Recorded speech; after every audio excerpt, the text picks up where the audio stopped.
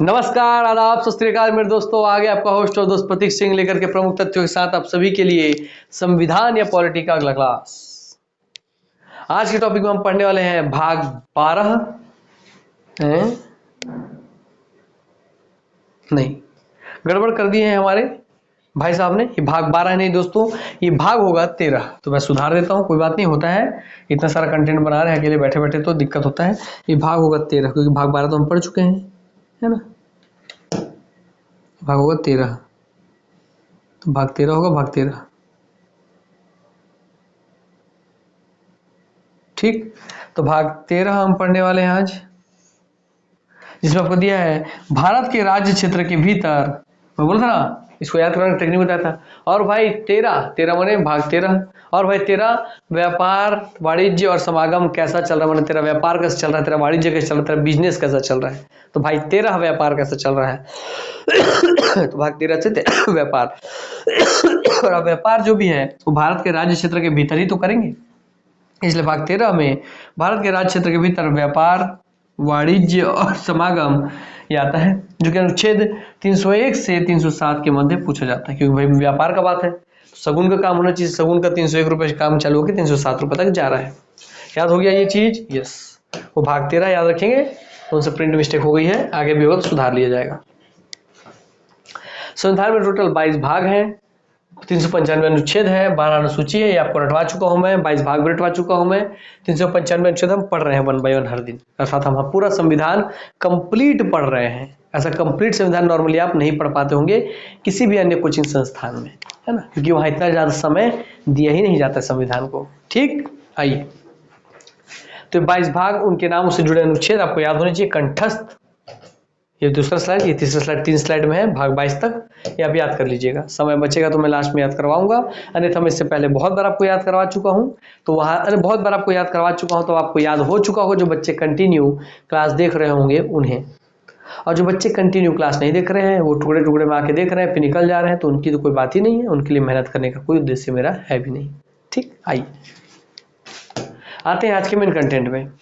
ये भाग 13 भारत के राज्य क्षेत्र के भीतर व्यापार वाणिज्य। भाई 13 व्यापार कैसे चलता है? भाग 13 भारत के राज्य क्षेत्र के भीतर व्यापार वाणिज्य और समागम, अनुच्छेद 301 से 307। तो अनुच्छेद 301 आपके सामने है कि व्यापार वाणिज्य और समागम की स्वतंत्रता, अर्थात हमारे भारत में हर एक व्यक्ति को व्यापार करने की, वाणिज्य करने की, समागम करने की स्वतंत्रता होना चाहिए। बस वह व्यापार वाणिज्य समागम इलीगल ना हो।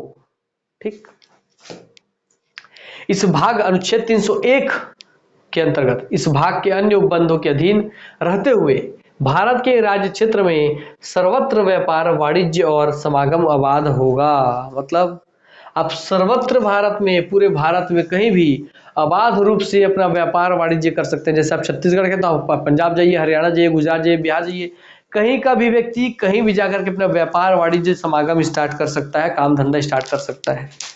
बस कुछ स्थान सरकार द्वारा बैंड है या प्रतिबंधित है, उन स्थानों को छोड़कर। अब जैसे जम्मू कश्मीर आप जाते हैं, वहां बोलेंगे पाकिस्तान सटी हुई बॉर्डर है, मुझे वहां पे अपना चाय का ठेला लगाना है, तो वैसा नहीं है मेरे दोस्त, है ना। तो जो भी दुश्मन देश है, चाहे जो भी, जहां भी आपके कुछ क्षेत्र हैं जिसको प्रतिबंधित किया, कुछ जनजाति क्षेत्र हैं, जनजाति अपनी संस्कृति को अच्छे से बचा के रखी हुई है। अब नहीं, मुझे वहीं जाकर समोसा बेचना है, तो मार देंगे, भाला फेंक के निपट जाओगे आप, है ना।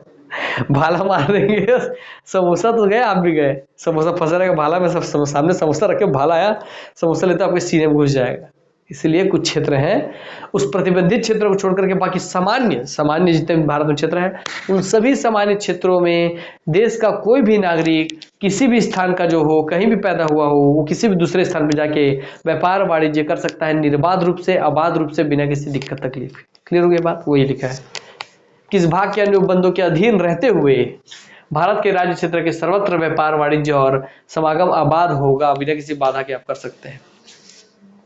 अनुच्छेद 301 में वर्णित व्यापार वाणिज्य और समागम की स्वतंत्रता के अधिकारों पर निम्नलिखित प्रतिबंध अथवा निर्बंधन लगाए जा सकते हैं। अब ये बोल रहा है कि भाई आप व्यापार वाणिज्य तो कर लोगे, मगर उस पर कुछ निर्बंधन लगाएंगे, कुछ प्रतिबंध हम लगाएंगे, जरूरी भी है। जैसे लोकहित में विनियमित करने की संसद की शक्ति, कि अगर लोकहित में कोई नियम कानून के तहत संसद को कोई काम बैंड करना तो कर सकती है। जैसे आप देखिए, भारतीय संविधान के अनुच्छेद 302 द्वारा यह उपबंधित किया है कि संसद को यह अधिकार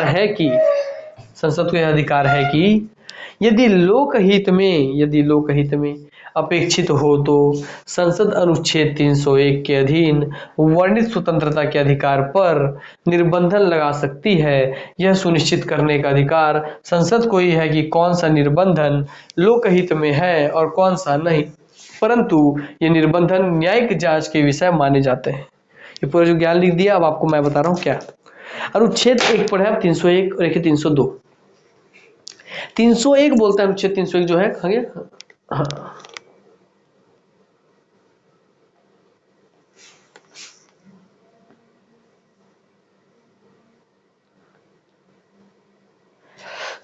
अनुच्छेद 301 क्या बोलता है कि आप जो है भारत के नागरिक हैं और आप भारत के किसी भी क्षेत्र में जाके व्यापार वाणिज्य धंधा वंदा कर सकते हैं, काम हम कर सकते हैं, ठीक है। और फिर 302 क्या बोला, वो 301 पे लगाम लगा दिया, प्रतिबंध लगा दिया, नियंत्रण स्थापित कर दिया।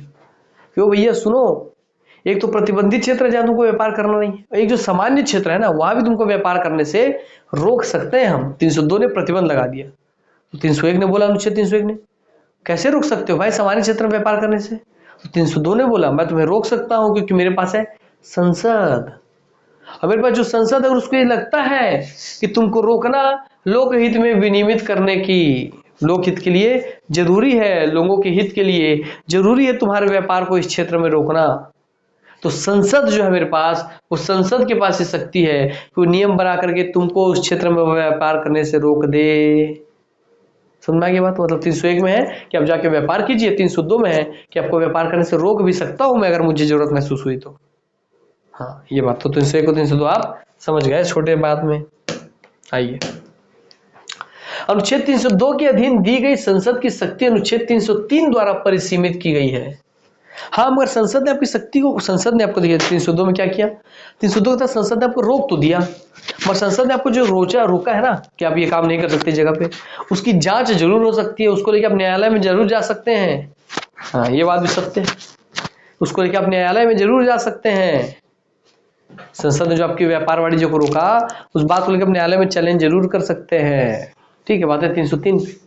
अनुच्छेद 302 के अधीन दी गई संसद की जो शक्ति है कि संसद रोक सकता है लोकहित का जरूरत महसूस हुआ तो, उस शक्ति को 302 के तहत जो संसद को शक्ति मिली, उस शक्ति को अनुच्छेद 303 द्वारा परिसीमित की गई है।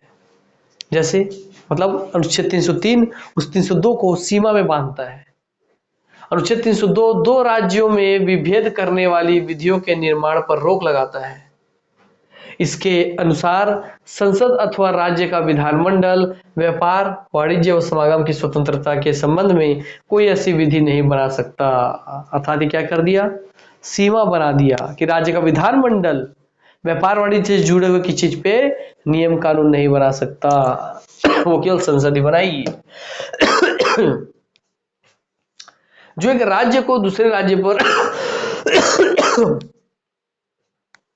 जो एक राज्य को दूसरे राज्य पर अधिमान देने वाली हो अथवा एक राज्य और दूसरे राज्य के बीच विभेद करने वाली हो, अर्थात कहने मतलब कि राज्य विधानमंडल कोई भी ऐसा नियम कानून नहीं बना सकती जिससे एक राज्य को दूसरे राज्य पे अधिकार माने बढ़त तो प्राप्त हो जाए, माने एक राज्य दूसरे राज्य पे हावी हो जाए, एक राज्य दूसरे राज्य से मतलब कि उसके ऊपर अधिग्रहण कर ले, मतलब अधिग्रहण इन द सेंस समझिए कि एक राज्य का दूसरे राज्य में वर्चस्व स्थापित हो जाए, है ना। तो राज्य विधानमंडल कोई भी ऐसा नियम नहीं बना सकती जिससे एक राज्य को दूसरे राज्य पे वर्चस्व प्राप्त हो जाए। क्लियर, वही बातें बोल रहे हैं। एक राज्य और दूसरे राज्य के बीच विभेद करने वाली हो, राज्य विधानमंडल कोई भी ऐसा नियम नहीं बनाएगी जो एक राज्य से दूसरे राज्य के बीच में विभेद कर दे, दोनों को अलग करने वाली बात हो। अपवाद इसके कुछ है, उस अपवाद को देख लीजिए। अनुच्छेद 302 का अपवाद है कि संसद दो राज्यों में विभेदकारी विधि बना सकती है यदि उसे विधि बना हो सकता है, बना होगा मैं भी देखते हैं, लिखे पढ़ने में पता चला विधि बना सकती है यदि उसे यह प्रतीत हो कि किसी राज्य में माल की कमी से संकट उत्पन्न हो गया है और ऐसे संकट से निपटने के लिए तथाकथित विधि का बनाया जाना आवश्यक है। अर्थात क्या बोला गया है कि विभेद करने वाली हो ऐसा नियम कानून आप नहीं बनाएंगे, आप नहीं बना सकते विभेद करने वाली बात, मगर एक अपवाद डाला गया है उस 302 के, 302 में तो 302 का एक अपवाद है, अनुच्छेद 302 का एक अपवाद है कि संसद अगर चाहे तो दो राज्यों के बीच विभेद करने वाली भी विधि बना सकती है। वो मगर वो तब बना सकती है जब ऐसे संकट से, जब किसी राज्य में माल की कमी से संकट उत्पन्न हो गया है और ऐसे संकट से निपटने के लिए तथाकथित विधि का अपनाया जाना आवश्यक है। तो अपवाद में ये बोला गया कि भाई ऐसे तो विधि आप किसी को विभेद करने वाला, अंतर करने वाला नहीं बनाएंगे, मगर संसद चाहे तो बना सकती है अगर किसी एक राज्य में पूरे माल की कमी हो जाए और उस कमी की वजह से पूरा राज्य ठप पड़ जाए। जैसे मान लीजिए जितने भी आपके समुद्र तटीय शहर हैं वो सब बोलते कि मेरे यहाँ, मान लीजिए बाहर से हम पेट्रोल नहीं मंगवाते, तो या बाहर पेट्रोल छोड़िए, जितने भी समुद्र से आने वाला सामान है जो हम समुद्र से दूसरे देशों से इंपोर्ट कर रहे हैं, आयात कर रहे हैं, सभी बंदरगाह वाले शहर क्या बोल दिए, जो राज्य है वो बोल दिए कि नहीं, जो भी समुद्र से सामान आएगा वो किसी और राज्य में जाने ही नहीं दूंगा, वो केवल मेरे राज्य में ही रहेगा। तो मान लीजिए ऐसे ही करते करते क्या किया गया, पेट्रोल को बैन कर दिया गया। समझिए, तो मान लीजिए आपके पेट्रोल छत्तीसगढ़ पहुंचा ही नहीं। अब छत्तीसगढ़ पेट्रोल नहीं पहुंचा तो छत्तीसगढ़ सारी डीजल नहीं पहुंचा तो सारी गाड़ी, ट्रक वरक जितने सब बंद हो गए। तो छत्तीसगढ़ सारा प्रोडक्शन, पूरा कंपनी ठप, पूरा हर एक आदमी, ऑफिस सब कार्य प्रणाली सब ठप हो गया। तो यहाँ पे संकट उत्पन्न हो जाएगा, यहाँ पे दंगा फसाद सब चीज होने लग जाएगा। तो ऐसी स्थिति ना है, इसलिए वैसी स्थिति में संसद नियम बना सकती है, भले दोनों विभेद करने वाला बात हो तो भी बना सकती है। ठीक, इसी को बात हुआ है अपवाद है 302 का। ठीक, तो संसद दो राज्यों में विभेदकारी विधि बना सकती है अगर वैसा स्थिति जरूरत महसूस हुआ तो। चलिए,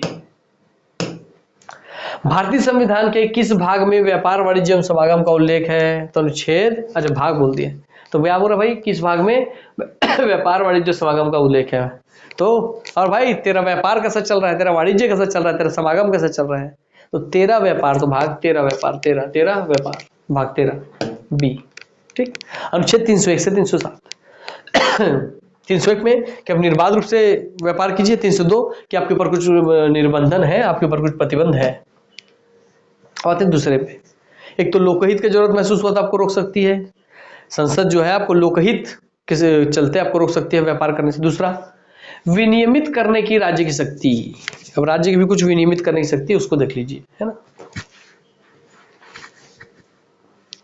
ठीक है, चलिए,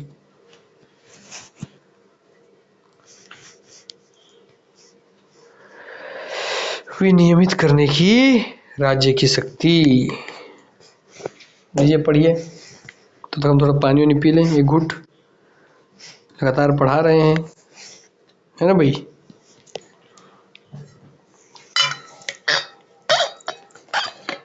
पढ़िए पढ़िए पढ़िए।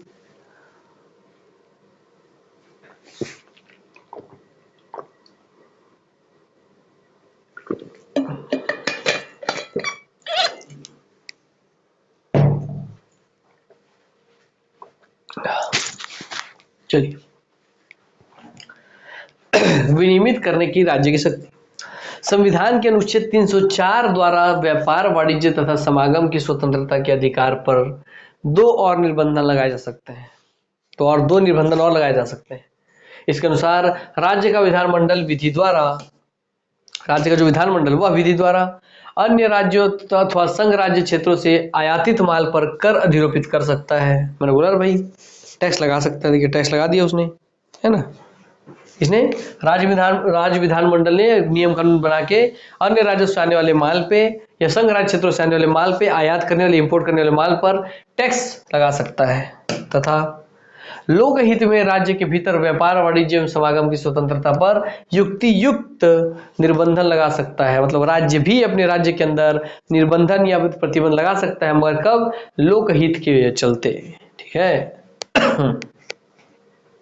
जैसे आप आए और आप क्या बोले कि मैं केमिकल का फैक्ट्री डालूंगा छत्तीसगढ़ में, रायपुर में आप या बिलासपुर आप केमिकल का फैक्ट्री डाल दिए, आपको व्यापार करने की स्वतंत्रता, आप व्यापार कीजिए। मगर देखा गया कि यार लोगों को उस केमिकल के फैक्ट्री से निकलने वाले धुएं से लोगों को कैंसर हो रहा है, लोगों को चर्म रोग हो रहा है, तो लोकहित में वो प्लांट खराब है ना। तो वैसे स्थिति में राज्य सरकार विधानमंडल में नियम कानून बना करके आपकी कंपनी को बंद कर सकती है। क्लियर? यस, वही बातें बोल रहा है। उदाहरण से सब चीज समझ में आ जाता है, इसलिए बता रहा हूं उदाहरण। वर्तमान विधियों की व्यावृत्ति, वर्तमान जो विधियां हैं उनकी व्यावृत्ति, वर्तमान जो भी नियम कानून लागू है उनकी क्या व्यावृत्ति है, देखिए। अनुच्छेद 305 वर्तमान विधियों तथा राज्य एकाधिकार के लिए उपबंध करने वाली विधियों की वहां तक व्यावृत्ति करता है, सिवाय जहां तक कि राष्ट्रपति द्वारा अन्यथा निर्देश देकर कोई प्रभाव न डाला जाए। मतलब अर्थात वर्तमान विधियों की व्यावृत्ति मतलब वर्तमान में जो भी नियम कानून बने हुए हैं आपके व्यापार वाणिज्य से जुड़े हुए, वो सब अधिकतम सीमा तक लागू होंगे, वो अपनी पूरी सीमा तक लागू रहेंगे, उसको कोई बदल नहीं सकता। हाँ, जब तक कोई ऐसा बात हो कि राष्ट्रपति जी ने आपको बोल दिया कि नहीं नहीं, राष्ट्रपति जी ने आपके लिए कोई विशेष प्रावधान कर दिया, राष्ट्रपति जी बोले नहीं तुम यहीं पे ठेला लगाओगे, तुमको कोई नहीं हटाएगा, है ना। तुम कलेक्टर ऑफिस के अंदर ठेला लगाओगे, इस टाइप एग्जाम्पल बता रहा हूँ। तो राष्ट्रपति जी ने अगर ऐसा कर दिया तो राष्ट्रपति द्वारा अन्यथा निर्देश देकर कोई प्रभाव न डाला जाए, जब तक राष्ट्रपति जी द्वारा कोई प्रभाव न डाला जाए तब तक वर्तमान में जो भी विधि कानून बना हुआ है वो लागू रहेगा या उसका क्षेत्र के अंतर्गत सब आएगा। भारतीय संविधान के भाग के संदर्भ में निम्नलिखित में से कौन एक सही सुमेलित है? तो भारतीय संविधान के भाग के संदर्भ में भाग 11 में क्या संविधान संशोधन? नो, भाग 11 में है केंद्र राज्यों के बीच संबंध। भाग 20 में अस्थायी संक्रमणकालीन और विशेष उपबंध है कि नहीं, ये भाग 21 में है। भाग 20 में है संविधान संशोधन। भाग 13 में 13 व्यापार वाणिज्य है ना, तो भाई 13 व्यापार वाणिज्य, तो भाग 13 सही है। भाग 4 में मौलिक अधिकार के रही, भाग 4 में है DPSP directive principle to state policy या राज्य के नीति निर्देशक सिद्धांत है, भाग 4 में। तो ये भी गलत, ये भी गलत, ये भी गलत, केवल भाग 13 वाला ही सत्य है। तो आपको कौन सही सुमेलित है? तो आंसर सी, भाग 13 सही सुमेलित है। बाकी सबका आंसर भी आपको बता दिया हूँ कि संविधान संशोधन है भाग 20 में, कि संविधान संशोधन है भाग 20 में, इसको मैं एक्स एक्स ऐसे लिखेंगे डबल डबल, है ना, ठीक। अस्थायी संक्रमणकालीन विशेष उपबंध भाग 21 में, ठीक, भाग 21 में है आपका। भारत के राज्य से तो भाग 13 और ठीक है। मौलिक अधिकार है आपके भाग 3 में, मौलिक अधिकार आपके भाग 3 में, क्लियर।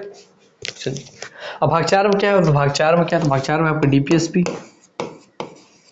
भाग 13 में तो आपका सही है। भाग 20 में आपका संविधान संशोधन, संविधान संशोधन।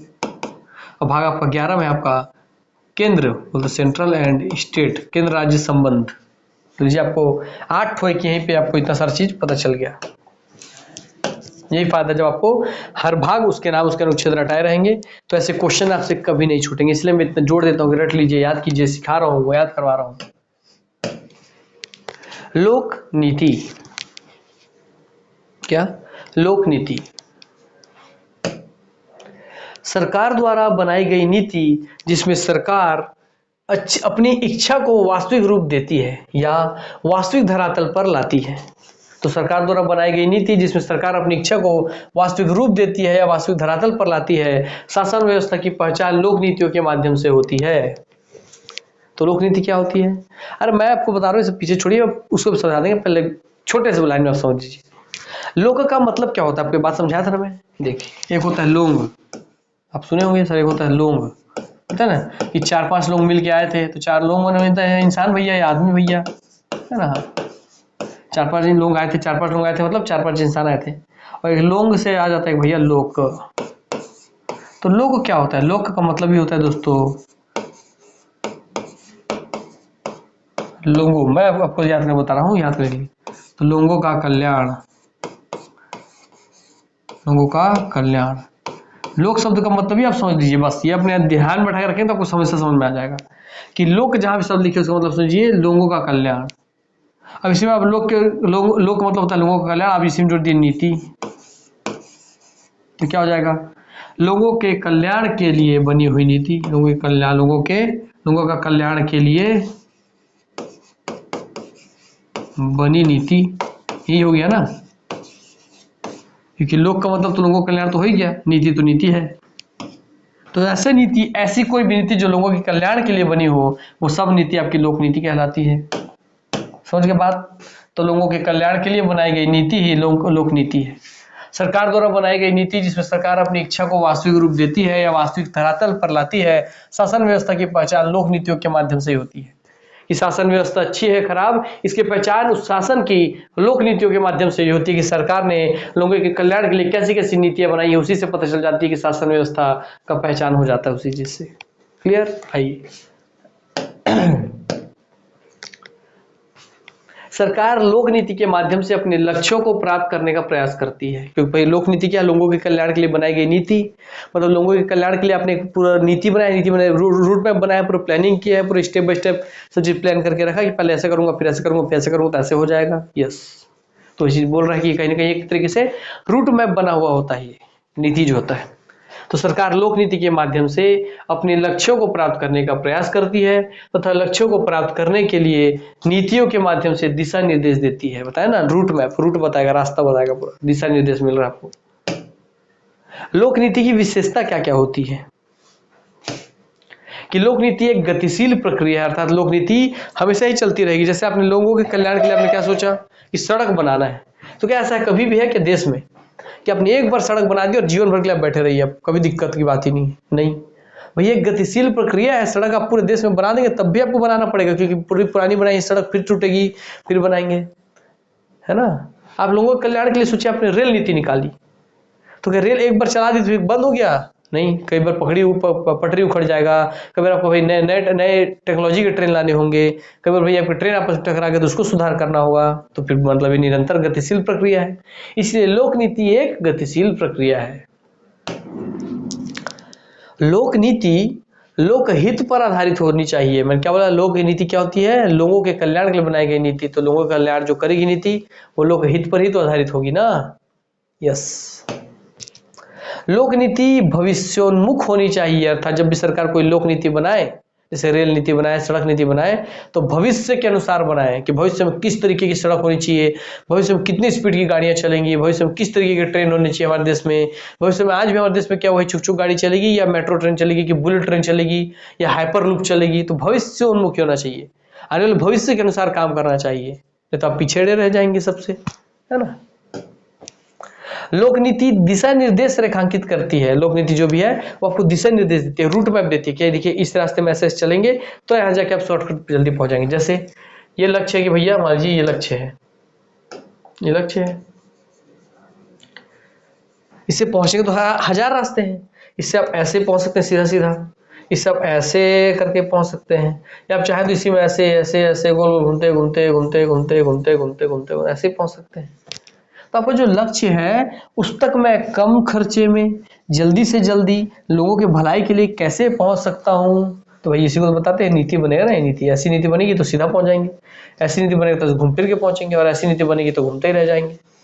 ठीक, तो सरकार हालांकि वर्तमान के शुरू से आप देखते हैं सरकार को हालांकि कोसते सब है, वही अच्छे काम उसकी तारीफ करनी चाहिए, बुराई काम की, गलत कामों की बुराई भी करनी चाहिए। चलिए आगे बढ़ते हैं। फिलहाल चलिए, लोक नीति दिशा निर्देश रेखांकित करती है। दिशा बताया ना कि भाई आपको यहाँ से पूर्व उत्तर दिशा की ओर इस दिशा में जाना चाहिए, तो दिशा निर्देश करती है कि आपको यह काम करना चाहिए, इस दिशा में पहले कदम उठाना चाहिए, फिर इस दिशा में काम उठाना चाहिए। इसलिए लोक नीति दिशा निर्देश रेखांकित करती है।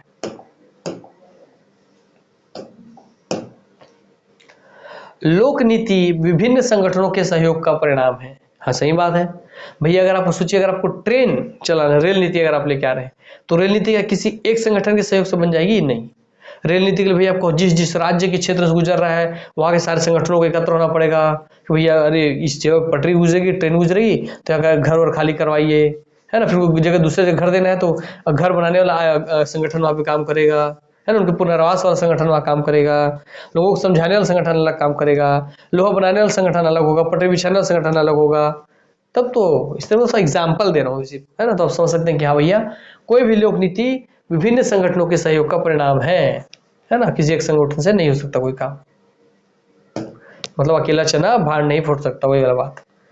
लोक नीति परिणामोन्मुख होना चाहिए, मतलब लोक नीति आप ऐसे बनाइए जिसका परिणाम जरूर मिले आपको, अर्थात उसके रिजल्ट के अनुसार आपको नीति बनानी चाहिए कि रिजल्ट बेस्ड हो, है ना। उसी बात ये नहीं कि आप ये हम करेंगे और उसका रिजल्ट जीरो, है ना। आप सोचते कि मैं ये करूंगा वो करूंगा ये करूंगा वो करूंगा और उसका रिजल्ट पे आप ध्यान नहीं दिए।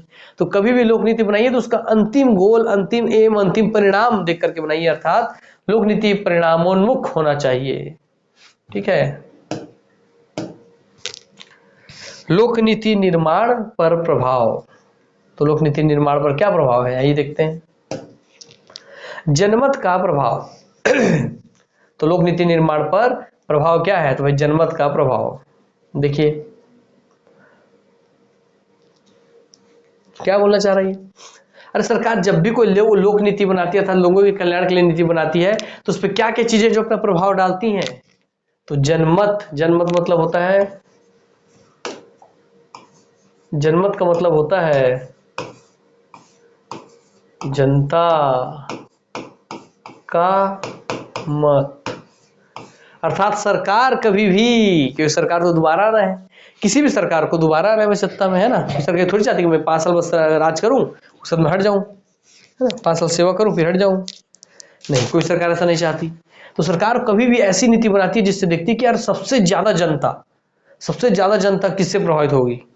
मतलब मान लीजिए आपके छत्तीसगढ़ गलते, छत्तीसगढ़ में देखते हैं हम कि छत्तीसगढ़ में सरकार ने देखा, छत्तीसगढ़ में देखा सरकार ने कि सबसे ज्यादा जनसंख्या जो छत्तीसगढ़ में है वो ग्रामीण जनसंख्या है। और छत्तीसगढ़ में ग्रामीण जनसंख्या अकेले ही इतना है, और ग्रामीण में सबसे ज्यादा जनसंख्या किसकी है? किसानों की है। ऐसे ही बनती नीति, आप देखिए बता रहा हूं आपको मैं, सबसे ज्यादा जनसंख्या किसानों की, आपको पूरा छत्तीसगढ़ का रोड मैप समझ में आएगा। छत्तीसगढ़ में सबसे ज्यादा जनसंख्या ग्रामीणों की है, ग्रामीण में सबसे ज्यादा जनसंख्या किसानों की है। ओ हो, उसका फिर इसी ग्रामीण में किसान का तब थोड़ा किसकी संख्या है? तो भाई मजदूरों की है ना, दूसरे मजदूरों की। ठीक है, तो जब ये देखा भूपेश बघेल सरकार जी के ले लीजिए, जब देखा छत्तीसगढ़ में सबसे ज्यादा जनसंख्या, सबसे ज्यादा जनता का मत, सबसे ज्यादा जनता का बल, सबसे ज्यादा जनता का वोट बैंक की नीति कहाँ पे है? तो गांव में है, गांव में सबसे ज्यादा किसानों में है, फिर मजदूरों के पास है। तो बताइए क्या हमारे छत्तीसगढ़ की वर्तमान सरकार केवल इस एक शर्त पे ही नहीं जीती थी? हमारी शर्त, वर्तमान जो छत्तीसगढ़ की कांग्रेस सरकार है, केवल वो इस एक शर्त पे तो जीत गई थी ना सत्ता। किस शर्त पे? कि जैसे ही मैं सत्ता में आऊंगी मैं किसानों का कर्ज माफ कर दूंगी, और मैं इनके लिए दूसरा शर्त किसानों का कर्ज माफ करूंगी, और दूसरा मैं किसानों को 2500 रुपए क्विंटल के आधार पर उनसे धान खरीदूंगी, या उनसे अधिक मूल्य पर, जो भी मूल्य होगा उस अधिक मूल्य पर किसानों से मैं धान खरीदूंगी।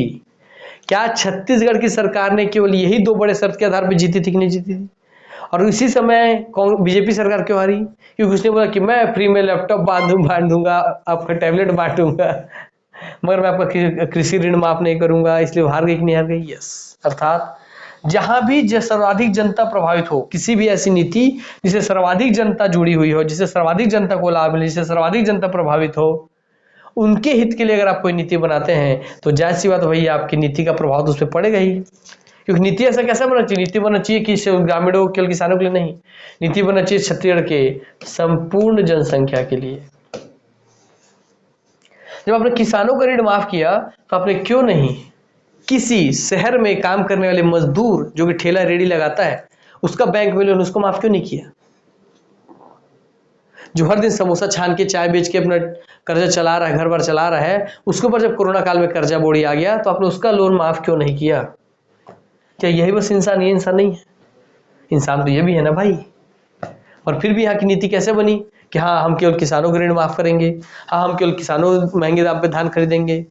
हाँ, क्योंकि भैया वहीं पे सबसे ज्यादा वोट बैंक था। इसलिए मैम क्या होता है कि नीति पर प्रभाव पड़ता है जनमत का, अर्थात जनता के मत का, जनता का मत का प्रभाव पड़ता ही है, चाहे बोलिए चाहे मत बोलिए। और कोई एक सरकार नहीं, चाहे कांग्रेस चाहे बीजेपी, सब अपनी नीति ऐसे ही डिसाइड करते हैं कि किससे अधिकांश से अधिकांश जनता मेरे पक्ष में आ जाए, है ना। यही वाला बात हुई है, समझ जाइए आप। उस समय का बात बता दे रहा हूं, जब कांग्रेस सरकार जीत के आई तो हमारे पास, हमारे छत्तीसगढ़ के राजस्व में 480 करोड़ रुपए, मैं भी शायद तक मेरे को याद है 480 करोड़ रुपए राजस्व आधिक्य था। राजस्व आधिक्य मतलब कि छत्तीसगढ़ सरकार ने, जब बीजेपी थी तब बात बता रहा हूं मैं, किसी का पक्षधर नहीं हूं, उसने भी काम नहीं किया, उसको भी किसानों को ऋण माफ करना चाहिए था पहले ही, है ना। इतना बढ़ी क्यों रहा है? सबसे बड़ी बात कि किसानों को ऋण बढ़ क्यों रहा है? सबकी कमी है, मगर इनका कमी बता रहा हूं जब लेटेस्ट टाइम का। तो उस समय राजस्व आधिक्य था, इसका मतलब हमारे साल में जितना भी टैक्स पैसा सब कलेक्ट हो गया छत्तीसगढ़ के कोष में, खजाने में, उस पैसे में से सारा पैसा आने के बाद सारा सरकार ने खर्चा कर लिया। जो योजना निकाला था, जो योजना सब पैसा खर्चा करना, सब पैसा खर्चा कर लिया छत्तीसगढ़ सरकार ने।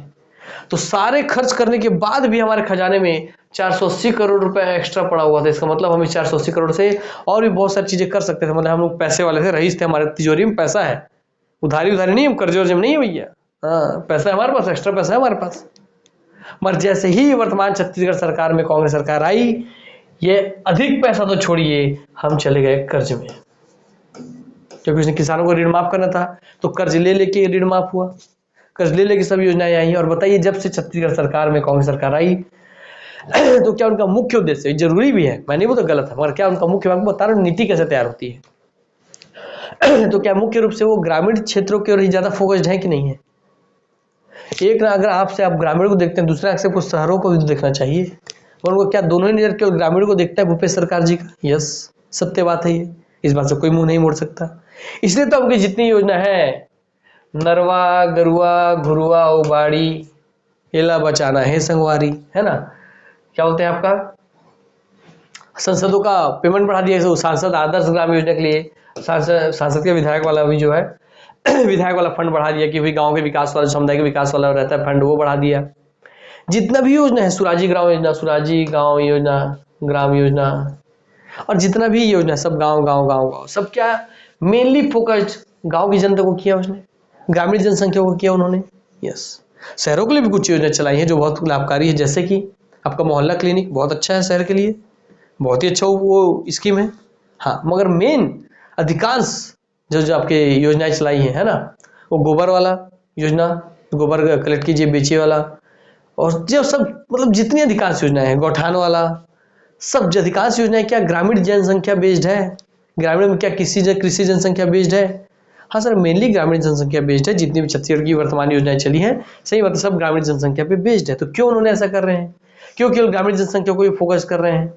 क्यों जब वो दौरा करने निकल रहे हैं केवल गाँव गाँव जाकर के लोगों से मिल रहे हैं? क्योंकि उनको पता है ना भाई, उनको पता है, ऐसे थोड़ी मुख्यमंत्री, उनको पता है कि जनता का मत सबसे ज्यादा कहाँ है, तो गाँव में है। जनता कहाँ सबसे भोली बैठी है? गाँव में बैठी है। क्लियर हो गई बात है? क्योंकि शहर में आएंगे तो दो चार ऐसे तार्किक प्रश्न पूछ लिए जाएंगे मेरे जैसे आदमी द्वारा कि भैया बताइए, इन सालों में जब से आपकी सरकार आ गई है, इन सालों में आपने कितनी ही भर्तियां सफलतम नियुक्ति ली है बच्चों की। एक बार वो टीचर वाला नियुक्ति को छोड़ दे, दूसरा बताइए एक ठो नियुक्ति बताइए। पुलिस वाली नियुक्ति कितने साल से पेंडिंग है? पेंडिंग है। व्यापम में भर्ती आ रही है ढंग से? नहीं आ रही है। पीएससी में आ रही भर्ती? नहीं आ रही है। अरे पूरा साल बीत गया 2022, वैसी भर्ती नहीं आई।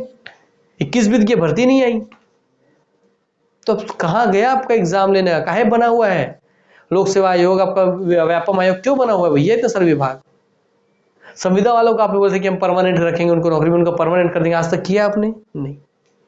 तो शहरों में आपके तहत जो रगड़ रगड़ के काम कर रहे हैं, जो पहले से आपके यहाँ कर्मचारी हैं, उनके लिए क्यों नहीं सोच रहे हैं आप? मगर वो सब बचा के रखें। गांव पे तो पूरा 4 साल 5 साल रणनीति चला लिए, अब 5वें साल में भैया जाएंगे और फट से संविदा वालों को परमानेंट कर देंगे, फट से वैकेंसी निकालने लगेंगे। सब होल्ड कर करके रखा गया है। पुलिस का वैकेंसी बताइए कितने बार चालू हुआ और कितने बार रद्द हुआ? तो यही बात है ना, जनता को कभी भी अच्छे काम का तारीफ करना चाहिए। जैसे मैंने बोला मोहल्ला क्लिनिक बहुत अच्छी योजना है, बहुत ज्यादा लाभकारी है, बहुत ज्यादा जनता को भाई लाभ मिल रहा है उससे, तो बहुत अच्छी योजना है। मगर जहाँ कमियां है वहाँ बुराई भी करनी चाहिए, क्योंकि हम जनता है ना भाई, हमको किसी का पक्षधर नहीं बनना है, ना बीजेपी ना कांग्रेस। हमको वही देखना कि जो अच्छा काम करे उसका तारीफ, और जब वही व्यक्ति खराब काम करे तो उसकी बुराई भी कीजिए, उसको उसकी कमियां भी बताइए ताकि वो सुधार कर सके। ठीक, इसलिए आप इस एक पॉइंट का महत्व तो समझ रहे हैं कि लोक नीति के निर्माण पर प्रभाव में सबसे पहला प्रभाव जनता के मत का प्रभाव पड़ता है। ठीक, अब आते हैं दूसरे पॉइंट पे। इसका महत्व आपको समझना जरूरी था। अगर आप यूपीएससी तैयारी कर रहे हो तो पूरा मेंस आंसर राइटिंग में आपको लिखना होगा। राजनीतिक दलों के विचारधारा का प्रभाव, और दूसरा राजनीतिक जो पार्टी है उनकी कैसी विचारधारा है, उनके नेताओं का कैसा विचारधारा है। तो हमारे भूपेश सरकार जी जो है भैया, वो ज्यादा ग्रामीण जनसंख्या से ज्यादा अपना अटैचमेंट महसूस करते हैं, इसलिए भी उनका ज्यादा जब देखते हैं। हालांकि सब तो पहले वाले पॉइंट का असर है, मगर फिर भी दिक्कत तो ऐसी है ना।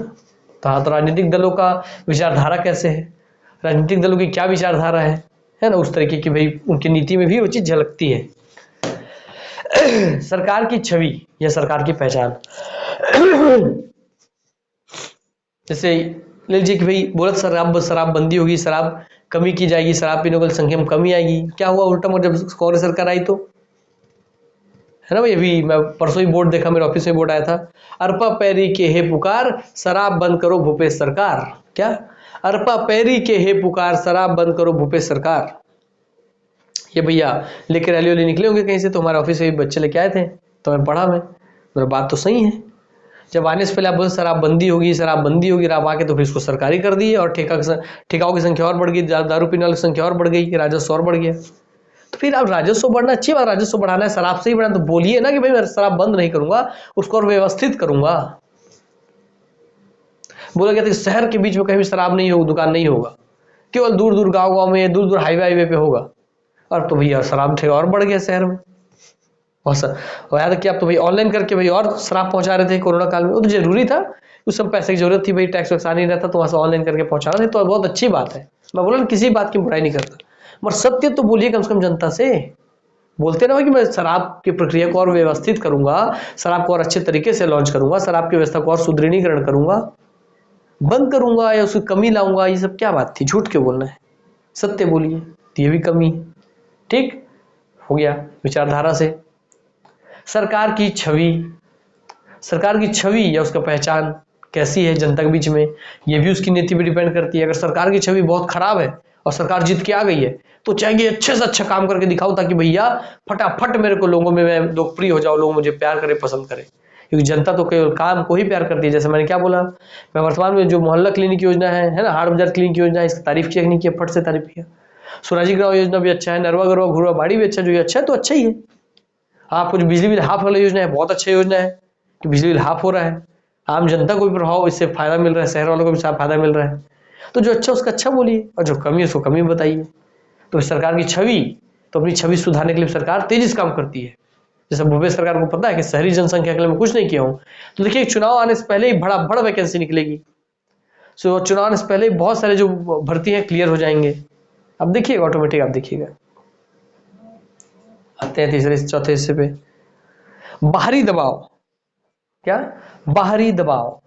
सरकार पे बाहरी दबाव भी होता है। लोक नीति जब बनाती है सरकार, तो उसमें कुछ बाहरी दबाव भी पड़ता है। जैसे अब छत्तीसगढ़ सरकार मान लीजिए अपनी नीति बना रही है, मगर केंद्र से, वहां से राहुल गांधी जी, सोनिया गांधी जी, उनके जो पूरी कांग्रेस पार्टी है देश की, वहां से वो बोलते हैं, सुनो तुम एक काम करो, तुम बजट कितने का ला रहे हो? बजट सर मैं ला रहा हूँ 80 करोड़ का। 80 करोड़ बोल रहा हूँ, 80 करोड़ क्या है, ठीक है ना, एक लाख करोड़ का मैं बजट ला रहा हूँ। 80,000 करोड़ का, 90,000 करोड़ का, 1 लाख करोड़ का मैं बजट ला रहा हूँ। तो सुनो, तुम शिक्षा में कितना खर्चा कर रहे हो? शिक्षा में सर मैं 10 लाख करोड़ खर्चा कर रहा था।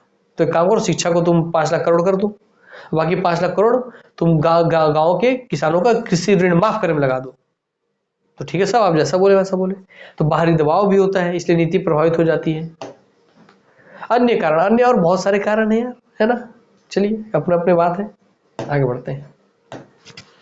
तो लोक नीति के संदर्भ में सही कथन है, इस बात को पढ़ने ज्यादा समझने का महत्व था, क्योंकि आपको कभी भी जीवन में समझ अच्छा रहेगा तब कभी बोल अच्छा पाएंगे। जब बोल अच्छा पाएंगे तो उचित प्रवक्ता बनेंगे, उचित श्रोता बनेंगे, उचित प्रवक्ता बनेंगे, तो बहुत अच्छी बात है। आपका पर्सनालिटी, व्यक्तित्व में निखार आएगा, और व्यक्तित्व में निखार आएगा तो आप ऑटोमेटिक ही एक सुनहरे व्यक्तित्व के रूप में सब जगह पे गौरवान्वित महसूस करेंगे, और आप चमकेंगे ही स्टार की तरह, है ना। आइए, लोक नीति के संदर्भ में सही कथन है। लोक नीति के संदर्भ में सही कथन है। क्या है भैया सही कथन, बताइए। तो लोक नीति एक गतिशील प्रक्रिया, सही बात है, नीति कभी बंद नहीं होती है। लोक नीति लोकहित पर आधारित होनी चाहिए, सही बात है। लोक नीति विभिन्न संगठनों के सहयोग का परिणाम है, सही बात है, उपयुक्त सभी सही है। आंसर डी खत्म। लोक नीति का निर्माण प्रक्रिया, डिसीजन मेकिंग प्रोसेस। क्या? लोक नीति के निर्माण की प्रक्रिया क्या होती है? Decision making process. आइए देखते हैं। सबसे पहले तो ये कि आप जब भी कोई नीति बनाए, तो सबसे पहले आप ये देखिए भाई समस्या क्या है आपके सामने, आपके सामने मेन समस्या क्या है। इस बार कांग्रेस सरकार की बात लेते हैं, प्रेजेंट की। उन्होंने देखा यार सबसे पहली समस्या ये है कि हमारे यहाँ छत्तीसगढ़ के जो किसान हैं वो भैया कृषि ऋण में दबे हुए हैं, कृषि लोन में दबे हुए हैं।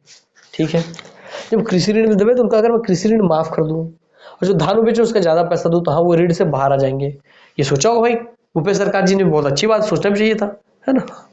ठीक है, इस जगह बीजेपी सरकार की गलती थी कि भाई कृषि ऋण उतना बढ़ा क्यों किसानों के ऊपर, इतने साल आपका शासन था, तो आपने शुरू से उनको ज्यादा पैसा क्यों नहीं दिया धान के बदले, ताकि अपना लोन चुका करके, अपना ऋण चुका करके भाई आगे बढ़ सके। हाँ, जहाँ है जिसकी गलती गलती है। आइए, तो उन्होंने सबसे पहले समस्या को जाना कि किसान जो है आत्महत्या कर रहे हैं, सुसाइड कर रहे हैं, दुखी हैं, बर्बाद हो जा रहे हैं, कर्ज में दब जा रहे हैं, तो आखिर किसान ऐसा हो क्यों रहे हैं। तो उन्होंने समस्या को जाना कि हाँ, क्योंकि किसान बहुत ज्यादा कर्ज में है भैया। जब किसान बहुत ज़्यादा कर्ज में है तो इनका समस्या क्या है, वो कर्ज। तो हाँ, जब समस्या जानेंगे तब तो उसका समाधान निकालेंगे कि कर्ज मेरे को बस हटाना है। अब एक ही समस्या है कर्ज, उपाय है कर्ज हटाना।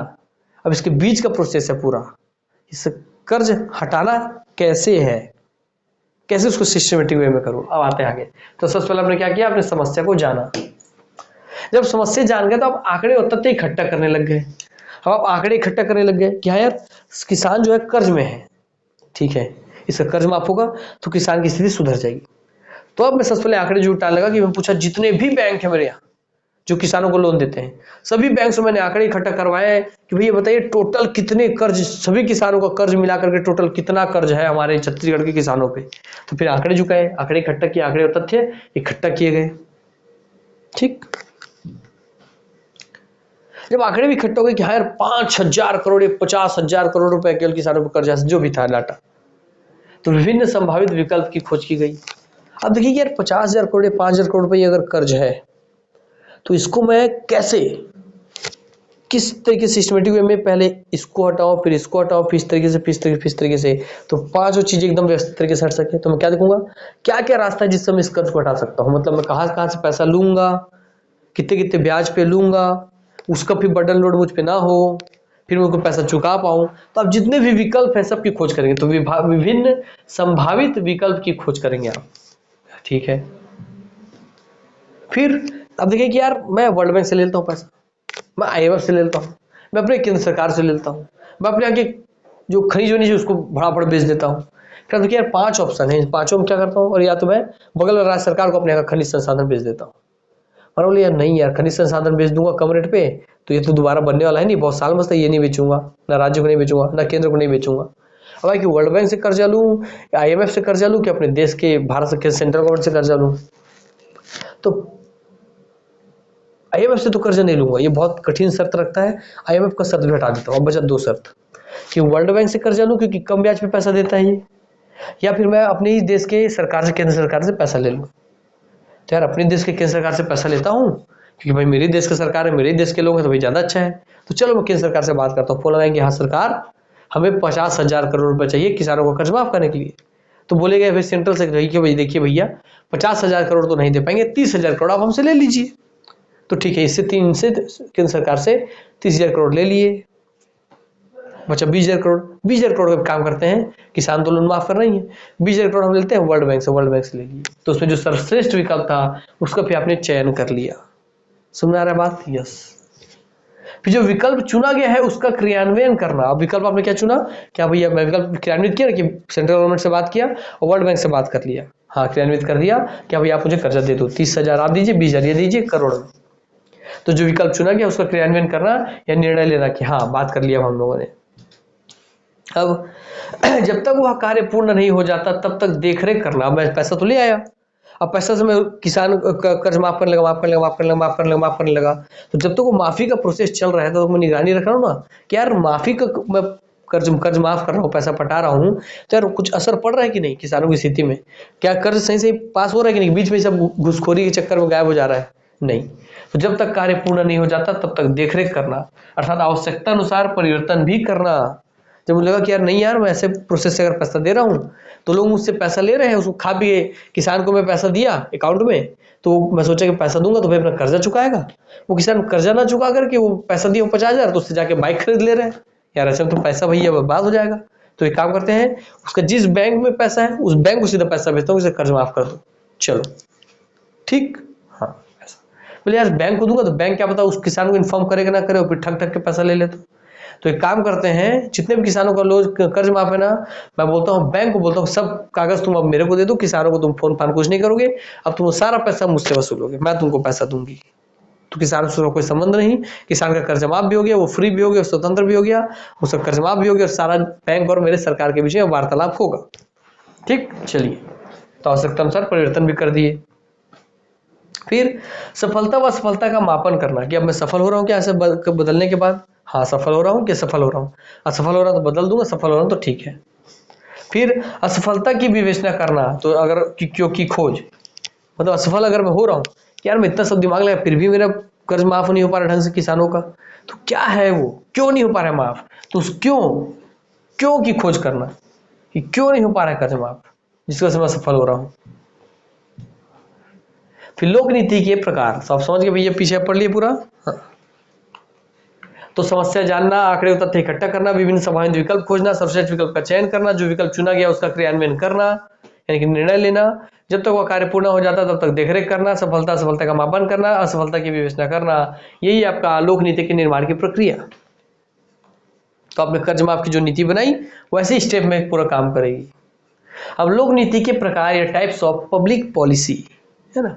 अब इसके क्या क्या प्रकार होते हैं वो देख लेते हैं लोक नीति के। तो लोक नीति के मुख्य रूप से दो प्रकार होते हैं। लोक नीति के मुख्य रूप से दो प्रकार होते हैं। क्लियर?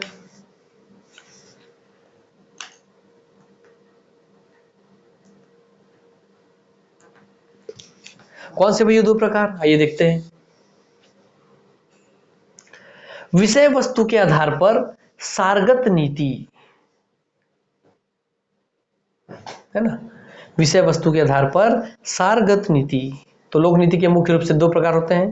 पहला है विषय वस्तु के आधार पर, विषय वस्तु के आधार पर, जिसको आप बोलते हैं सारगत नीति, है ना। दूसरा है आपका, इसी के अंदर फिर आता है सामाजिक नीति। सामाजिक नीति में जैसे समाज के लिए आपको शिक्षा और स्वास्थ्य बहुत जरूरी है। आर्थिक नीति, जिसके अंदर समाज में व्यापार और मौद्रिक नीति को देखना जरूरी है। राजनीतिक नीति, जिसके तहत विदेश नीति, दल परिवर्तन नीति, सबको देखना जरूरी है। ये सब देखिए एकदम विषय वस्तु के आधार पर फोकस, मतलब एकदम की पॉइंट है, उन्हीं की पॉइंट के आधार पर सब नीतियां बन रही है। कि आपने एक विषय वस्तु क्या है, समाज, सामाजिक नीति। तो समाज में सबसे बड़ा प्रॉब्लम क्या है, शिक्षा और स्वास्थ्य। तो मैं शिक्षा और स्वास्थ्य के लिए काम करूंगा सामाजिक नीति में, है ना। फिर आर्थिक नीति, आर्थिक नीति में व्यापार वाणिज्य को बढ़ाने का काम करूंगा मैं। राजनीतिक नीति तो विदेश नीति को तंदुरुस्त करूंगा, दल परिवर्तन नीति को अच्छा करूंगा। ये सब एकदम विषय वस्तु के आधार पर पूरी नीति जब बनेगी। सुरक्षा नीति तो प्रतिरक्षा के लिए, एनटीटीसी आदि, ठीक। तो सुरक्षा मतलब प्रतिरक्षा के लिए नीति बनाना। तो ये सब कहने का मतलब है, तो लोक नीति दो प्रकार के होते हैं। पहला है विषय वस्तु के आधार पर, जो एकदम करेक्ट एग्जैक्ट पॉइंट के बेस्ड पे हो, विषय वस्तु के आधार पर चले, कि शिक्षा की नीति, स्वास्थ्य की नीति, व्यापार की नीति, मौद्रिक नीति, विदेश नीति, दल परिवर्तन नीति, दल परिवर्तन रोधी नीति, ठीक। ये सब तकनीक के आधार पर, एक हो गया विषय वस्तु के आधार पर, और देखिए तकनीक के आधार पर। इस प्रकार वितरणात्मक, पुनः वितरणात्मक, नियामक व निर्माणकारी, ओ माय गॉड, क्या क्या बोल दिया ये चलिए आगे पढ़, समझ में आ जाएगा। वितरणात्मक अनुच्छेद 39, राज्य के समस्त संसाधनों का सभी वर्गों में वितरण, जैसे सब्सिडी, है ना। क्या, राज्य के समस्त संसाधनों का सभी वर्गों में वितरण। तो इसमें क्या आ जाता है भाई, जैसे सब्सिडी देना। सब्सिडी देना भी अपने आप में एक नीति का ही हिस्सा है क्योंकि अगर सरकार सब्सिडी देती है तो इससे लगभग सभी जनता को फायदा होता है, प्रभाव पड़ता है, सभी जनता को इससे लाभ मिलता है। जैसे वर्तमान भूपेश सरकार ने जैसे अभी आपकी बिजली बिल हाफ योजना चलाई, तो उससे लगभग सभी परिवारों को उसका लाभ मिल रहा है। तो कहेंगे उस बिजली बिल में सब्सिडी ही तो दे रहे हैं ना। जैसे आपने सब्सिडी क्या होता है आपको समझाता हूँ, आइए भी समझ लीजिए आप, कि मान लीजिए आपका बिजली का बिल आया, कितना आया, आ गया, मान लीजिए आपका बिजली का बिल, आपका बिजली बिल मान लीजिए कितना आ गया, 600 रुपये आ गया, ठीक। आपका बिजली बिल कितना आ गया, 600 रुपये आ गया। अब बिजली बिल आपका 600 रुपये है, सरकार क्या बोली कि यार आप 400 यूनिट से कम जलाए हैं तो आपका बिजली बिल हाफ हो जाएगा, तो आप केवल कितना देंगे, आप केवल 300 रुपये देंगे। तो जो जनता है, जनता वो कितना पे कर रही है, बिजली बिल है 600 का, जनता पे कर रही है ओनली 300 रुपया। तो बाकी भाई बिजली विभाग तो डूब के मर जाएगा, बिजली विभाग तो कर्जे में चला जाएगा। तो यार बाकी का जो 300 रुपया है वो इस बिजली विभाग को कौन दे रहा है, तो वो देती है उसको सरकार, अर्थात सरकार अपनी जेब से आपके हिस्से का 300 रुपये सरकार उस बिजली विभाग को दे रही है। सुन रहा क्या बात। इसलिए सब्सिडी में क्या हुआ कि देखिए प्रत्येक सरकार, जो सरकार है, प्रत्येक व्यक्ति की जेब का 300 रुपये बचा दी। क्लियर हो गई बात है, यस। यह सब्सिडी देना। जैसे गैस सब्सिडी मिलता है कि गैस का प्राइस मान लीजिए 1500 पड़ रहा है, पूरा बाहर से एक्सपोर्ट कराने के बाद आपको गैस 1000 रुपये मिल रहा है, तो जो सेंट्रल गवर्नमेंट है वो 500 रुपये सब्सिडी अपनी ओर से दे रही है उन कंपनियों को। Clear, yes. आइए आगे बढ़ते हैं। तो वितरणात्मक आप समझ गए, जो वितरण होता है भाई, जो लोगों में बंटते हैं उसमें सब्सिडी दे दीजिए आप, जैसे गैस बंटता है ना भाई, बिजली बिल सब जो लोगों में वितरित होता है, तो वितरणात्मक में आप सब्सिडी दे दीजिए। पुनः वितरणात्मक, दोबारा वितरणात्मक हो रहा है, समाज के वर्गों से उत्पन्न असंतुलन को संतुलित करने के लिए इस प्रकार की नीतियां बनाई जाती हैं, जैसे इनकम के अनुसार टैक्स। तो समाज के वर्गों से उत्पन्न असंतुलन को, जैसे कोई व्यक्ति बहुत ज्यादा पैसा कमा रहा है, कोई व्यक्ति कम पैसा कमा रहा है, तो जो जितना ज्यादा पैसा कमाएगा उससे उतना ज्यादा टैक्स ले लीजिए। इससे क्या होगा कि जो जितना ये चित्र समझाता हूं मैं। एक है जो आदमी बहुत पैसा कमा लिया, इतना सारा पैसा कमा लिया, ठीक, और एक जो व्यक्ति भैया जो इतना पैसा कमा पाया है, ठीक है, यस। तो दोनों बीच का अंतर कितना, दोनों बीच का अंतर आपका इतना ज्यादा है कि नहीं है, यस। और अगर मैं इनकम टैक्स लगा दूं कि आप ज्यादा कमा रहे हो ना, तो आपने कितना, आपने कमाया इतना, इस इतने कमाए में से आपको इतना जो पैसा है मुझे देना होगा टैक्स के रूप में। तब आप कहाँ गए, अब आप आ गए यहाँ पे, क्योंकि इसके ऊपर का पैसा तो वो सरकार टैक्स में ले लिया आपसे, यस। और आपसे जो टैक्स का इतना पैसा ले ली, इसी टैक्स के पैसे को, है ना, इसी टैक्स के पैसे को वहां से निकाल करके जो गरीब आदमी यहाँ पे बैठा है, इन गरीब लोगों में यहाँ पे इतना बांट दिया। तो इनका कितना हो गया भाई, इनका क्षमता यहाँ पहुंच गया। तो क्या अब जो अंतर, देखिए अब जो अंतर, ये अंतर और देखिए ये अंतर, अब क्या अंतर दोनों के बीच में कम हुआ। तो अब जो असंतुलन क्या, जो इतना बड़ा डिफरेंस तो क्यों इतना कम हो गया क्या, यस। तो इसीलिए बोल रहा है कि समाज के वर्गों से उत्पन्न असंतुलन की, अगर रईस है एक गरीब है तो उससे असंतुलन आ गया, एक जन बहुत रईस, एक जन बहुत गरीब, उसको संतुलित करने के लिए इस प्रकार की नीतियां बनाई जाती है पुनः वितरणात्मक, कि देखिए इनसे पहले ले लिया, इनसे लेके फिर से वितरण किया, फिर से वितरण करके इनको बांट दिया, तो इसलिए पुनः वितरण हुआ इनके में, ठीक। इस प्रकार जैसे कि इनकम के अनुसार टैक्स, इनका इनकम ज्यादा है, इनसे ज्यादा टैक्स ले लिया और गरीब लोगों को बांट दिया, इस तरीके से इनके कल्याण के लिए काम कर दिया। आइए नियामक या रेगुलेटिंग, तो अब आप वितरणात्मक समझ गए जो लोगों को बढ़ता है, फिर पुनः वितरणात्मक समझ के आते हैं नियामक पे। नियामक का मतलब होता है रेगुलेटिंग। सार्वजनिक क्षेत्र की गतिविधियों को नियंत्रित करने के लिए सरकार के द्वारा बनाई गई नीतियां, क्या, जो सार्वजनिक क्षेत्र की गतिविधियों को नियंत्रित करने के लिए सरकार के द्वारा बनाई गई नीतियां, जैसे दूरसंचार के क्षेत्र में अनेक नीति का बनना, ठीक है। दूरसंचार मतलब जैसे भाई आप देखते हैं ना, रेगुलेटिंग एक्ट, ट्राई, है ना, टेलीकॉम रेगुलेटरी अथॉरिटी, ऐसा क्या ना, तो telecom regulatory authority of India, try, है ना, वैसे आपका SEBI, security exchange board of India. तो जितने भी रेगुलेटिंग एजेंसी है ये कहीं ना कहीं क्या करती हैं, नियंत्रण स्थापित करने के लिए, रेगुलेट करने के लिए नियामक संस्था के रूप में काम करती है। और कहाँ कहाँ, सार्वजनिक क्षेत्र की गतिविधियों पर नियंत्रित स्थापित करने के लिए, ताकि भाई कोई भी स्टॉक एक्सचेंज का, शेयर मार्केट का गलत इस्तेमाल ना करे, इसलिए भाई सेबी वहाँ नजर रखती है। भाई आपका ट्राई ध्यान रखती है, भाई कोई टेलीकॉम वाले कोई 3-5 गड़बड़ ना करे, इसलिए ट्राई ध्यान रखती है। तो क्या करते हैं, रियल में ट्राई का एग्जांपल है, दूरसंचार के क्षेत्र में अनेक नीति का बनना। अनेक नीतियां क्यों बनाई जाती हैं, ट्राई के द्वारा, सेबी के द्वारा, ताकि वह नियंत्रित स्थापित कर सके, रेगुलेट कर सके उस क्षेत्र को, ठीक, सार्वजनिक क्षेत्र को, क्योंकि उससे जनता प्रभावित हो रही है। आइए, अगर आज ट्राई रेगुलेट करना बंद कर दे तो सोचिए सब कंपनी आपस में सौदा कर लें और सब के सब रेट बढ़ा दे मोबाइल रिचार्ज वाले का, तो भाई जनता को तो, सार्वजनिक जो हमारी जनता है उनको तो नुकसान हो जाएगा ना, उनका तो जेब से ज्यादा पैसा खर्चा होगा, यस। बातें लास्ट में वितरणात्मक, पुनः वितरणात्मक, नियामक, बातें निर्माणकारी। किसी क्षेत्र विशेष के लिए सरकार नई संस्थाओं का निर्माण करती है, नहीं दिखेगा इसलिए पिछड़ जाता हूं, ठीक। किसी क्षेत्र विशेष के लिए दिखा हुआ आपको, किसी क्षेत्र विशेष के लिए सरकार नई संस्थाओं का निर्माण करती है या पुरानी संस्थाओं में परिवर्तन कर उन्हें नया रूप देती है। उदाहरण, अनेक आयोगों का बनाया जाना, जैसे निर्माण हुआ कि नहीं नीति आयोग का, योजना आयोग के स्थान पे, हाँ सर। अब पहले कभी योजना आयोग का भी निर्माण हुआ होगा योजनाओं का क्रियान्वयन के लिए, यस सर। वैसे सरकार बहुत सारे आयोगों का निर्माण करते रहती है, एक एक अलग अलग उद्देश्य के लिए। सरकार रेलवे का प्राइवेटाइजेशन कर रही है, क्यों, ताकि उससे प्राइवेटाइजेशन हो जाए तो सरकार उससे जो पैसा मिले उस पैसे से कहीं और इन्वेस्ट करके हाइपर लूप चला सके, बुलेट ट्रेन चला सके, यस। तो पुरानी चीजों को बेच के नई चीजों में इन्वेस्ट करना, अर्थात निर्माण करना, नई चीजों का निर्माण करना।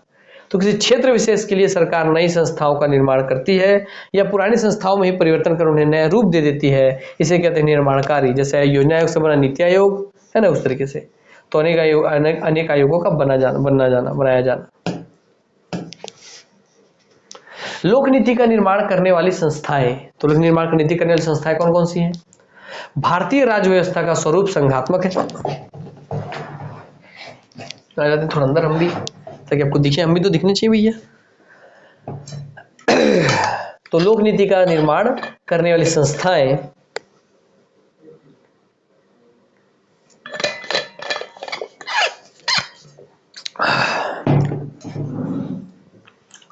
भारतीय राज्य व्यवस्था का स्वरूप संघात्मक है, इसलिए लोक नीति के निर्माण में विकेंद्रीकरण देखा जाता है। उस विकेंद्रीकरण को इस प्रकार देखते हैं, तो केंद्र सरकार, राज्य सरकार, स्थानीय सरकार और अन्य। केंद्र सरकार में विधायिका है, कार्यपालिका है, न्यायपालिका है, कैबिनेट है, सचिवालय है, प्रधानमंत्री कार्यालय है, संघीय अभिकरण है। राज्य सरकार में केंद्र सरकार की तरह ही सभी चीजें हैं, विधायिका, कार्यपालिका, न्यायपालिका, कैबिनेट, सचिवालय, मुख्यमंत्री कार्यालय, संघीय आपका राज्य अभिकरण। तो उसकी तरह राज्य सरकार के पास भी सब चीजें हैं। स्थानीय सरकार के पास ग्राम पंचायत और नगरीय निकाय है, यस, और अन्य में सिविल सोसाइटी भी है। तो सब दोस्तों क्या है, लोक नीति का निर्माण करने वाली संस्थाएं हैं कि लोग की जो भी नीति है, लोगों के कल्याण के लिए बनाई गई जो भी नीति है, उसका निर्माण करने वाली संस्थाएं कौन कौन है? तो संस्थाएं विधायिका है, कार्यपालिका है, न्यायपालिका, इन्हीं लोग तो वही नीतियां बनाते हैं, लागू करते हैं, उसका संचालन करते हैं, सब चीज करते हैं। Yes sir. तो उस केंद्र में उन लोग करते हैं, राज्य में इन लोग, स्थानीय सरकार में इन लोग, और अन्य स्थान पे ये सिविल सोसाइटीज आते हैं। विषय वस्तु के आधार पर लोक नीति नहीं है। विषय वस्तु के आधार पर लोक नीति क्या नहीं है भैया, बताइए आप खुद। तो सामाजिक नीति नहीं है विषय वस्तु के आधार पर, विषय वस्तु वाला जो था, सामाजिक नीति नहीं है, आर्थिक नीति नहीं है, राजनीतिक नीति नहीं है, तो इनमें से कोई नहीं। बताइए अब क्या?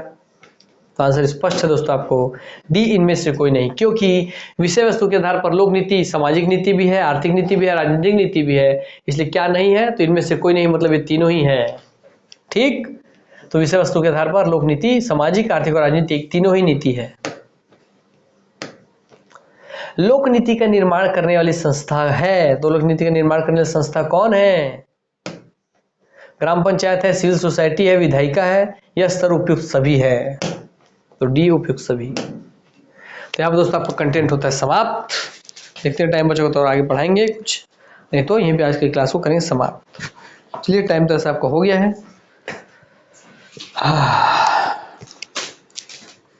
तो बताइए, लास्ट के कुछ मिनट आपसे बचे हैं, तो आपसे कुछ जरूरी बातें हम कर लेते हैं।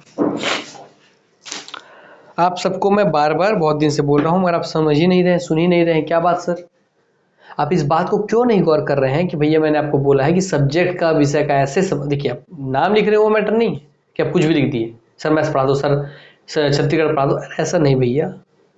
यूट्यूब में आपके एग्जाम के सिलेबस में जो जो विषय पढ़ाए जाते हैं, उस विषय में से कौन सा ऐसा विषय है जिससे आप खुद देखिए, आपकी जिम्मेदारी है, आप एनालिसिस की जो देखिए कि कौन सा ऐसा विषय है जिससे हर साल क्वेश्चन आता है, और वो विषय ऐसा विषय होना चाहिए जिससे हर साल क्वेश्चन आए, और उसके साथ ही साथ वह विषय यूट्यूब में कोई भी आपको बिल्कुल फ्री में ना पढ़ा रहा हो।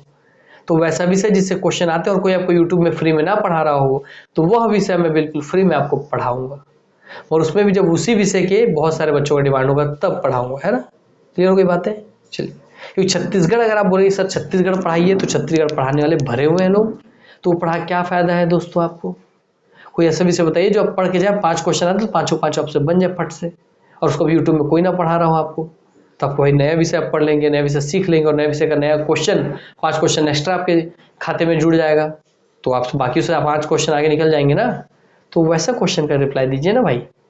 जब मैं मेहनत करने के लिए, पढ़ाने के लिए मैं रेडी हूँ, तो फिर आप काहे बेचैन हो रहे हैं? इतना मेहनत तो आप कर ही सकते हैं खुद के लिए, क्योंकि मेरे कहने पे एक मेहनत तो आपसे हुआ नहीं कि क्लास शेयर कर देते हैं, लाइक कर देते हैं, कमेंट कर देते हैं, सर बोले हैं, पैसा कौड़ी हमारा लग नहीं रहा है, फिर भी आपसे अपने स्टेटस में नहीं लगता।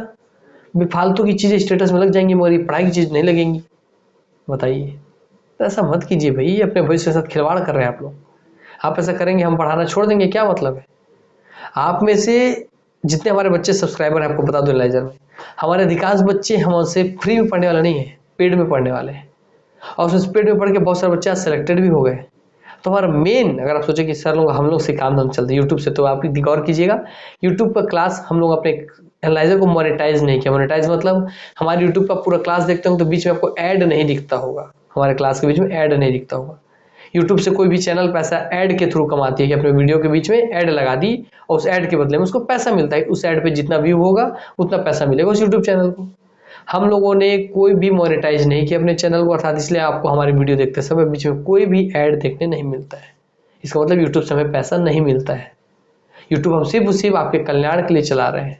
बाकी हमारी रोजी रोटी, पेट बोलेंगे, रोजमर्रा की जिंदगी तो हमारे पेड कोर्सेज के बच्चों से चल रही है, जो अच्छे से पढ़ते हैं, जो सीरियस कैंडिडेट है और वो सिलेक्शन ले रहे हैं। हम आपके लिए कुछ चाह रहे हैं, समाज के हित के लिए कुछ मुहिम चला रहे हैं, फ्री में उनको पढ़ाएं, बिना मोनेटाइज किए, बिना ऐड लगाए, उनको अच्छा कंटेंट है जिससे क्वेश्चन आ रहा है आने वाले समय में बदले हुए रूप में, वो आपको देना चाह रहे तो आपको क्यों नहीं पच रहा है? इसलिए पचाइए भैया, जरूरी है। पोस्ट लेना है कि सिर्फ तैयारी करना है 3-4 साल से बैठ के, माँ बाप को पैसा वसूल उड़ाना है कि नौकरी चाहिए? तो अगर चाहिए तो फिर सीरियस हो जाइए, थोड़ा मेहनत कीजिए, पता कीजिए कि कौन सा ऐसा विषय है जो आपके सिलेबस निकालिए, उसमें देखिए कौन सा ऐसा विषय है जो आपको नहीं आता, नहीं आने में फिर यूट्यूब चैनल पे भी नहीं मिलता और उससे क्वेश्चन आते ही आते हैं, तो निकाल के देखिए और उसका कमेंट बॉक्स में मैसेज कीजिए, तो सब्जेक्ट में पढ़ा दूंगा बिल्कुल फ्री, है ना। और कमेंट लाइक कर दीजिए ताकि मेरे को मोटिवेशन मिले कि आपके लिए पढ़ाऊँ। जब आप शेयर ही नहीं करेंगे, लाइक नहीं मिलेगा, कमेंट नहीं मिलेगा, 4-4 लाइक रहता है, 5-5 लाइक, 16-16 लाइक, 14-14 लाइक, तुम किसके लिए मेहनत कर रहा हूँ, लगेगा ना मन में। कम से कम शेयर कीजिए, लाइक कीजिए, कम से कम जितना भी हो उतना लाइक तो कीजिए भाई, ठीक। आप अपने इसलिए खुल के बोल देता हूँ कि आप बच्चों से रिश्ता बन गया, इसलिए खुल के बोल देता हूँ मैं, अन्यथा मेरा ऐसा कोई उद्देश्य है नहीं। मैं अपना पेड कोर्स पढ़ाऊंगा, खुश हूँ, कोई दिक्कत की बात नहीं है, ठीक। चलिए, और फिर मैं चाहता हूँ समाज का भला हो। हमारे कुछ बच्चे जिनको इस पैसे की दिक्कतें हैं तो भाई उनको अच्छा कंटेंट फ्री में मिल जाए, है ना, जो मिलता नहीं है बहुत सारा पैसा देने के बाद भी। आप ऐसे बहुत सारे लोग जो पढ़े होंगे उन सीनियर से, आज ही आप जो भी सीनियर होंगे कमेंट बॉक्स में बताइएगा, जो पहले कहीं कोचिंग कर चुके हैं, क्या संविधान कभी भी आप इतने डिटेल में एक अनुच्छेद पढ़े थे? बस इतना बताइए, क्या संविधान आपको इतना डिटेल में कहीं भी पढ़ाया गया है? आप उसी को कमेंट बॉक्स को लिख के बता दीजिए। याद तो करवाना आसान है, संविधान फटफट याद करा दूंगा टुकड़े में ब्लॉक डायग्राम बना बना के, उससे क्वेश्चन नहीं बनता। अब इतने डिस्क्रिप्शन में इतना घुस घुस के एक शब्द, खाप पंचायत क्या होता है पढ़े थे कभी? पाल पंचायत क्या होता है पढ़े थे कभी? तो ग्राम पंचायत कौन से अधिनियम के द्वारा आता है पढ़े थे कभी? सोचिए ये क्वेश्चन आपके एग्जाम में आ गया तो कैसे करेंगे आप? तो जो बच्चे पढ़े उनसे तो बनेगा। तो इज्जत कीजिए, क्लास को शेयर कीजिए, लाइक कीजिए भैया, नहीं तो हम भी नहीं पढ़ा पाएंगे, है ना। चलिए, तो यहीं पे अपनी वाणी को विराम देता हूँ, आप सबसे विदा लेता हूँ। मिलते हैं नेक्स्ट क्लास में, तब तक के लिए धन्यवाद। हमेशा हंसते रहिए, खेलते रहिए, खिलखिलाते रहिए, निरोग रहिए, स्वस्थ रहिए, तंदुरुस्त रहिए, यही मेरी दुआ है आप सबके लिए। तो वंदे मातरम, जय हिंद, जय भारत, जय छत्तीसगढ़। मिलते हैं नेक्स्ट क्लास में, धन्यवाद।